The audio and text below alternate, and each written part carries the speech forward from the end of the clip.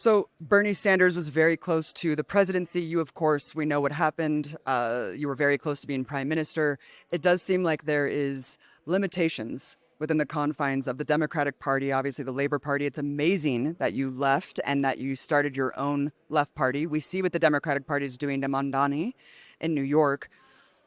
What is your message to people outside of electoralism? Of course, it's important, but clearly not the only path. Politics comes from lots of things, but basically it comes from the power of community and the power of organisation of workers in their own communities. And what I was trying to do as leader of the Labour Party was to turn the Labour Party into a community organising machine. And I appointed community organisers and started down that road. It was the greatest opposition I got to anything within the Labour Party hierarchy was community organising, because they felt threatened by it. The other greatest opposition I got from the establishment was essentially my world and global view, because what they did not want was somebody like me on the UN Security Council expressing my view that the occupation of Palestine has to end, for example, that nuclear weapons are an abomination of the highest possible order.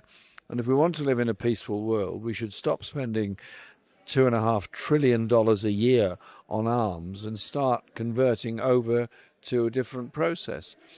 Through our Peace and Justice project, which I set up after the last election, we've produced a book called The Monstrous Anger of the Guns. And that comes from the Wilfred Owen poem of the First World War.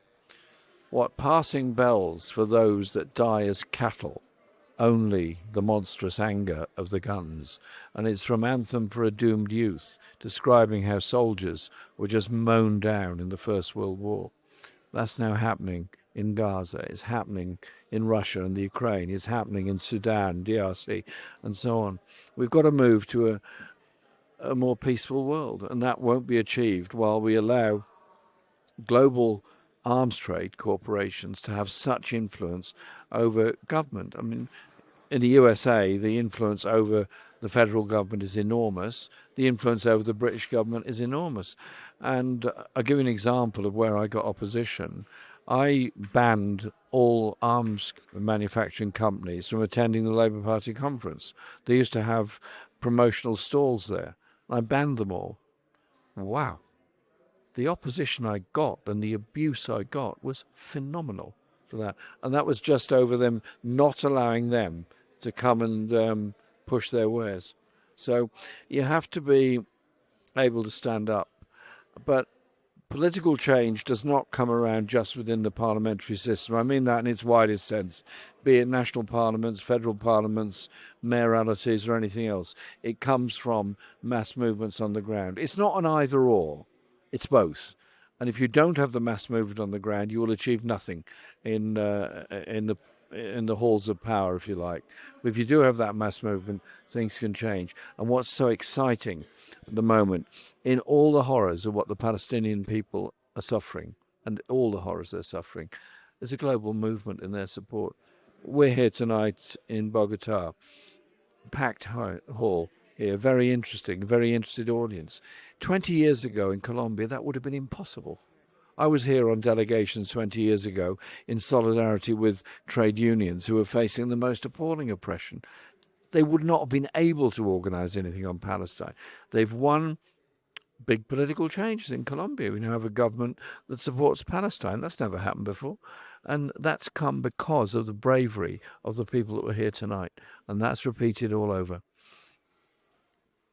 You must feel vindicated now that you see this global uprising using Palestine as the cornerstone, as the crux of humanity's collective liberation for all of the decades of your pro-Palestine advocacy and being relentlessly smeared by the establishment. Well, yeah, but I got a house to live in. I get breakfast every morning. I can live a normal life in that sense. Somebody like me, my age, you or your age, in Gaza, nothing. Have that luxury. Nothing. Don't have the luxury of even water. So it's about others, and it's our duty, because we're in a relatively privileged position, to use that position to support those people that aren't. That's what it's about. And how do you think Trump is dealing with this situation? What is your message to Trump? And if accountability happens tomorrow, what officials from both of our governments would you like to see on trial? I I find Trump fascinating because at one level it's chaotic. At one level it's utterly chaotic. Nobody ever knows what he's going to say or do next, and he enjoys having this chaos around him because that gives him more power because of the unpredictability of it. Yet the bottom line, as far as I can see with Trump, has always been 100% support for Israel. So even at the height of Netanyahu being arraigned before the ICC and the whole country being done under the ICJ, Trump invites Netanyahu to the White House, and you see them sitting down having dinner together. What does that say other than complete support for Israel as what they would assume to be a military ally of the US? But in reality, US policy on Israel is incredibly dangerous because it actually creates more conflict across the whole region. The US could end the occupation tomorrow. The US could end the bombardment of Gaza tomorrow. Israel could not militarily operate without US support. And lastly, I mean, can you speak to this kind of subservience and collaboration with the UK under the boot of US empire? I mean, these countries collaborating together basically provides such a blanket of impunity and prevents any country from acting because there's a nuclear gun to the head of the world. And ironically, I mean, these are the countries that created these institutions that are just being made a mockery of.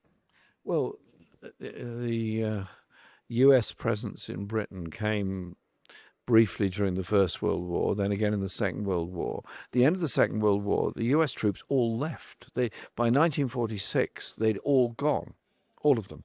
NATO was formed in 1948, and they came back 2 years later, and US bases were established in Britain.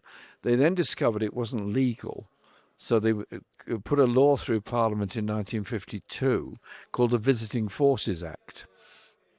So the visiting forces are allowed to act under their own military law in the UK. And the myth of British independent nuclear weapons was completely broken when the Polaris system was bought from the US. That was during Kennedy and Macmillan's time.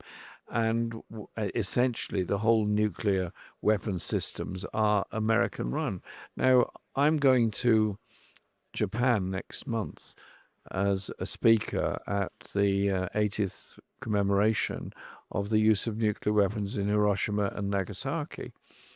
Well, it was appalling, and everyone knows how bad it was. Everybody knows how many people were killed immediately. What the weapons that were used in Hiroshima and Nagasaki were just fireworks compared to what is in one nuclear warhead that we have now. We're in an incredibly dangerous situation.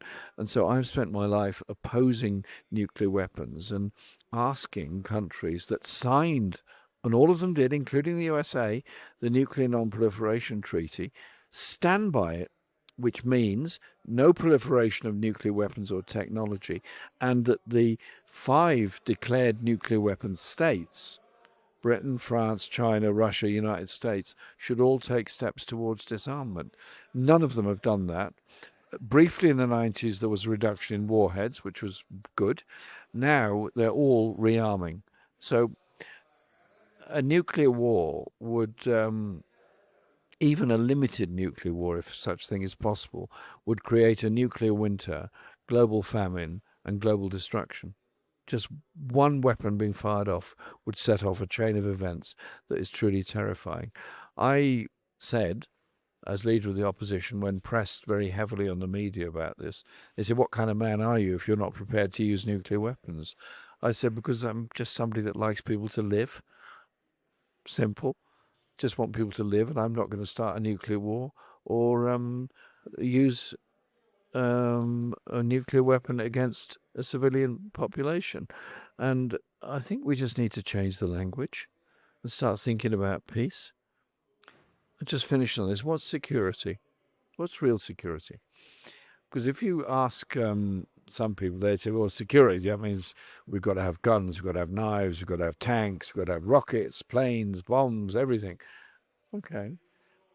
For most people around the world, real security would be knowing they've still got a home, their kids have got a school, there's a hospital, a doctor, and there's clean water. That's security. That's security. I want to bring up my children knowing that that's what security is really about. Thank you so much for all of your tireless work and advocacy. Really appreciate it. You're a hero of mine.